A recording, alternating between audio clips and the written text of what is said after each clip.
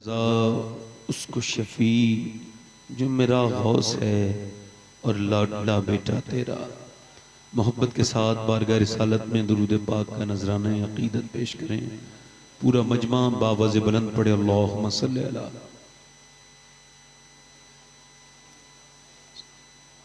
बाद हमद दुरूद लायक़ एहतराम लायक़ ताज़ीम मिंबर शरीफ पर तशरीफ़ फरमा मेरे इमामे की ज़ीनत और रौनक मुअज़्ज़ज़ उलमाए अहले सुन्नत मुअज़्ज़ज़ सामीन व सामियात, अस्सलामु अलैकुम व रहमतुल्लाहि तआला व बरकातुहू।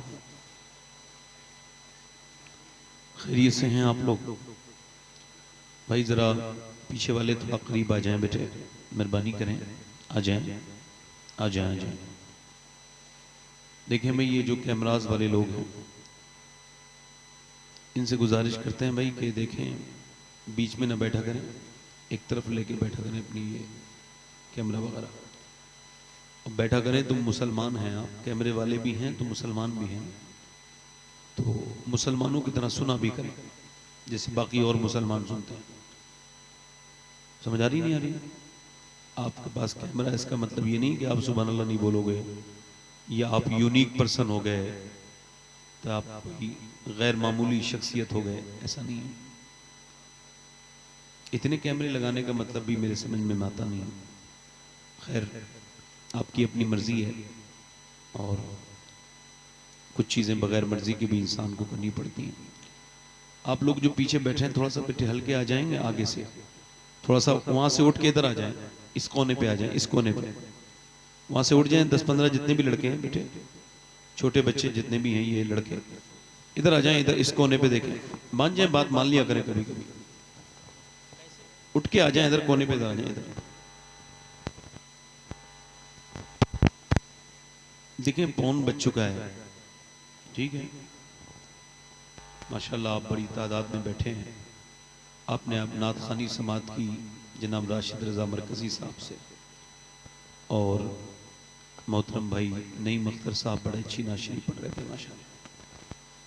हमारे नाज़िम अहले सुन्नत हसन रज़ा साहब क़िबला, उनकी बड़ी अच्छी निज़ामत आपने सुनी। अगर आपकी समातों में गुंजाइश बची हो और सुनना भारी ना पड़ रहा हो तो मैं भी अपनी बात शुरू करता हूँ। क्या ख्याल है आपका? सुनना भारी तो नहीं पड़ रहा है भाई? मैं अभी तक अपने घर वालों पर भी भारी नहीं, आप पर भी भारी नहीं पड़ना चाहता। रात काफी हो गई है माशाल्लाह, कोई बात नहीं है। बुजुर्ग लोग मना करते हैं कि गुस्सा नहीं करना चाहिए, तो मैंने गुस्सा करना छोड़ दिया है, मगर चीज़ों को नोट करता रहता हूँ। एक बार जो मेरे साथ होता है फिर इंशाअल्लाह दूसरी बार नहीं होता है, ये मेरे मिजाज में बात शामिल है। एक बार हो गया फिर दूसरी बार कभी जिंदगी में वो नहीं हुआ जो एक बार हो गया। बस अब आया हूँ तो आपकी खिदमत मुझ पर फर्ज है, मैं आपकी खिदमत करूँगा। अब होता यह है कि सुभान अल्लाह आप लोग कहने से कहते हैं, अगर अपने आप ही सुभान अल्लाह कहेंगे तो बात अच्छी है। सुभान अल्लाह वगैरह कहिए, और मतलब ये है कि सुभान अल्लाह कहने से 90 नेकियां मिलती हैं। अल्लाह ने इंसान को इसी वजह से पैदा किया है कि वो अल्लाह का जिक्र करे। अच्छा, बेशक इसमें कोई शक नहीं है कि यहूदियों में, नसरानियों में और मुसलमानों में एक फ़र्क है। यहूदी और नसरानी और हुनूद, इनका जो कुछ भी है ये सब दुनिया ही है, मगर मुसलमानों का जो कुछ भी है वो आखिरत में है। और आपके घर की एक ईंट भी बेमकसद नहीं लगी, आपके अकॉर्डिंग, आपके हिसाब से आपके घर का फ्रिज, वॉशिंग मशीन, एसी सब किसी न किसी मकसद के तहत रखी गई है। तो फिर क्या अल्लाह ने इंसान को बेमकसद के पैदा किया? क्या अल्लाह ने बेमकसद पैदा किया? अल्लाह ने इस खूबसूरत इंसान को जो बनाया, जिससे खूबसूरत कोई चीज उसने बनाई नहीं, इंसान सबसे खूबसूरत चीज है, तो उसने क्यों बनाया? तो वो खुद कहता है मैंने परखने के लिए पैदा किया। आजमाइश के लिए पैदा किया, ताकि तुम परखे जाओ। ये 50-60 साल की शॉर्ट जिंदगी है, शॉर्ट विजिट, इसमें परखे जाओ। आपकी रूहें पुरानी हैं, जिस्म नए हैं। रूह जमाने पहले वजूद में आ चुकी थी। इमाम गजाली के सामने किसी ने अपने बच्चे को मारा तो आपने जलाल फरमाया और डांट के फरमाया, क्यों मारता है बच्चे को? कहने लगे हुजूर बेटे बच्चे ही तो है, उसे ही तो मार दिया। कहने लगे तूने बच्चे को नहीं मारा, हजारों साल पुरानी रूह पर हाथ उठाया है। यानी मेरी और आपकी रूहें पुरानी हैं। दिया गया तो अल्लाह के हुक्म से यहां आ गए, फिर रूह निकलेगी तो या जहन्नम में जाएगी या जन्नत में जाएगी। अभी आपकी रूह निकाल दी जाए तो आपका जिस्म बेहिस हो जाएगा। तो आपको क्यों अल्लाह ने पैदा किया और मुझे क्यों पैदा किया? ताकि हम परखे जाएं। काहे के लिए पैदा किया बोले? आजमाइश के लिए पैदा किया। ये चलते हुए आजमाइश है, बोलते हुए आजमाइश है। माँ ने कोई गुस्से वाली बात कह दी है तो सब्र करना आजमाइश है। बीबी गुस्सा हो गई है किसी बात पर तो फिर उस पे सब्र कर लेना, ये आजमाइश है। बच्चे परेशान कर रहे हैं तो उन्हें फिर सब्र कर लेना आजमाइश है। पड़ोसी परेशान कर रहा है तो सब्र कर लेना आजमाइश है। हर लम्हा आजमाइश है। नींद आ रही है, फजर का टाइम जा रहा है, उठ के नमाज पढ़ लेना आजमाइश है। नींद आ रही है, थक के आया, इशा का वक्त है। भाई कौन बात कर रहा है? चुप जाओ बेटे। तो मैं ये आपको इस वजह से बता रहा था कि आप कुछ और ना समझें आप, तो कम से कम ये समझ जाएं कि अल्लाह ने मुझे और आपको परखने के लिए पैदा किया है।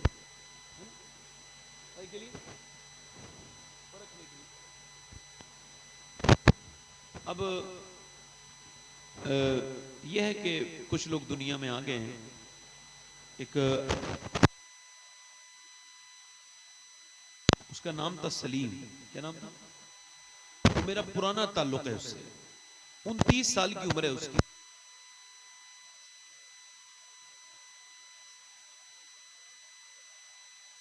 लीवर है उसमें 90% कैंसर हो चुका है।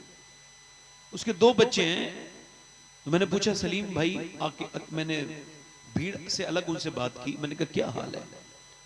कहने लगे क्या बताऊं सैयद साहब, बस अल्लाह का शुक्र है। मैंने कहा बताएं ना क्या हाल है?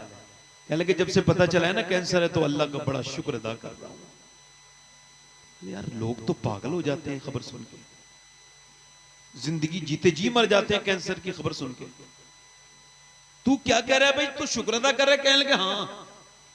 मैं कहा क्यों? कहने लगे लोगों को अचानक मौत आ जाती है, मगर डॉक्टर कहता है तुम 1.5 महीने तक जिंदा रह सकते हो।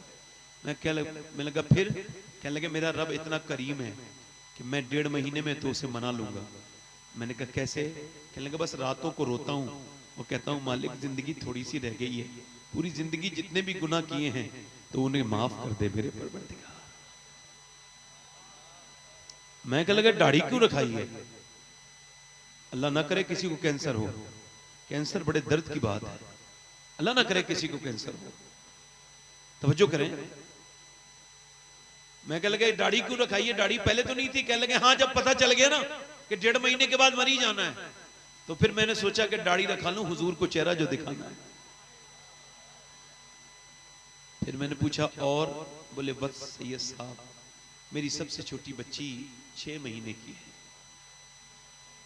उसका चेहरा देखता हूं फिर सुकून नहीं होता। कहते हैं मैं वो बाप हूं जो जीते जी अपने बच्चों को यतीम देख रहा हूं। मेरी बीबी उम्मीद छोड़ चुकी है। फिर कहेंगे मैं किसी के सामने कभी नहीं रोता हूं, मुझे पता है अंधे के सामने रो अपने भी नैन खो। तो कहा फिर? कहने लगे बस आपकी एक तकरीर जब से सुनी है तो अब रब के सामने रोना शुरू कर दिया है। तो आप समझ रहे हो जिंदगी की कीमत कौन समझ सकता है? जिसे 1.5 महीना वक्त रह गया, वो नेक बन गया, नमाजें पढ़ने लगा, उसने कितना अच्छा और वो मुस्बत इंसान था, पॉजिटिव इंसान था कि उसने कैंसर को नहीं देखा, उसने 1.5 महीने को देख के कहा अल्लाह तेरा शुक्र है तूने मुझे मौका दे दिया। कुछ लोग तो अचानक ही मर जाते हैं। इसे कहते हैं ईमान। तो कुछ पता नहीं कि मैं कब मरूं और आप कब मरें। आप समझ रहे हैं मेरी बात को? तो आज जब इस महफिल से उठेंगे तो इंशाल्लाह मेरी बहनें बैठी हैं, मैंने बात तो करनी है ही, आप परेशान ना हो। मैं आता हूं तो तकरीर पूरी करके जाता हूं। जब तक शुरू नहीं करता हूं मेरे जहन पे बातें होती हैं। जब हुजूर का नाम आने लगता है ना तो फिर हुजूर की तरफ तबीयत चली जाती है। उनके निसार कोई कैसे ही रंज में हो, जब याद आ गए हैं सब गम भुला दिए। अल्लाह के रसूल फरमाते हैं कयामत के दिन बंदा, अल्लाह एक बंदे को बख्शेगा तो वो कहेगा मालिक तूने मुझे क्यों बख्श दिया? मुझे तो याद नहीं पड़ता कि कभी मैंने तेरा कहना माना, तूने मुझे क्यों बख्श दिया? अल्लाह फरमाएगा ओ बंदे तू भूल गया, मगर तेरा रब भूलने से पाक है। तू एक रात सोता था और तुझे खबर नहीं थी, तू सो रहा था, मगर सोते सोते तूने इसी आलम में करबट ली और करबट लेते लेते कहा था या अल्लाह। अल्लाह फरमाता है मुझे इतना प्यार आया तुझ पर कि मैंने तुझे उसी वक्त बख्श दिया था। सुभान अल्लाह तो बोले ना जरा भाई, दिल लगा के बोले ना माशाअल्लाह। आप तो अल्लाह ने आपको जबान दी हुजूर के नाम पे, तो वो बोलते हैं जो कभी बोलते ही नहीं थे। यानी बैल, मदीने में एक साहब बैल पे बैठ गए और चलाने लगे उसे। अब बैल चूंकि नहीं बना ना सवारी के लिए, तो ये चलाने लगे बैल को, अब वो चला ही नहीं। अब इन्होंने उसे मारा फिर भी नहीं चला। इन्होंने उसके कोई लोहे का, वो पहले होता ना डंडे में लगा लेते थे बैल को हाँकने के लिए, हमारी तरफ से आर कहते हैं, वो इन्होंने बदतमीजी से उसके अंदर दाखिल कर दिया। जैसी दाखिल किया ना वो बेचारा दर्द से करहा उठा और अल्लाह की मर्जी कि जानवर बोला तुझे शर्म नहीं आती?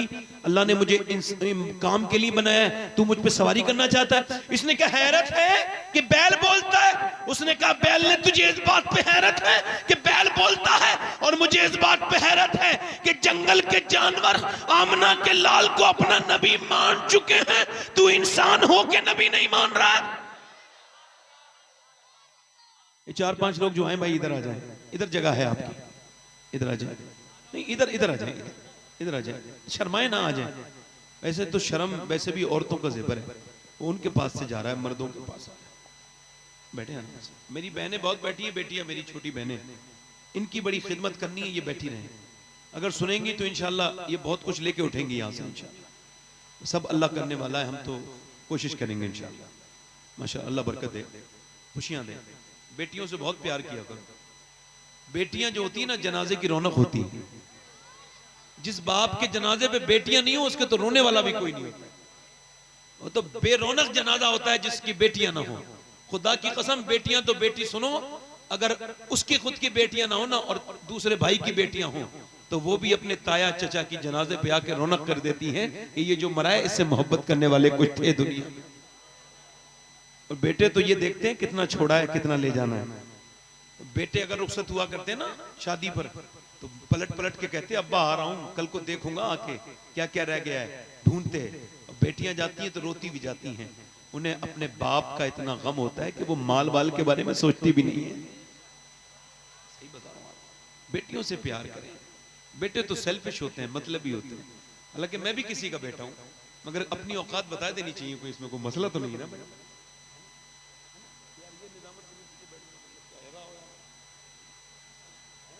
मैंने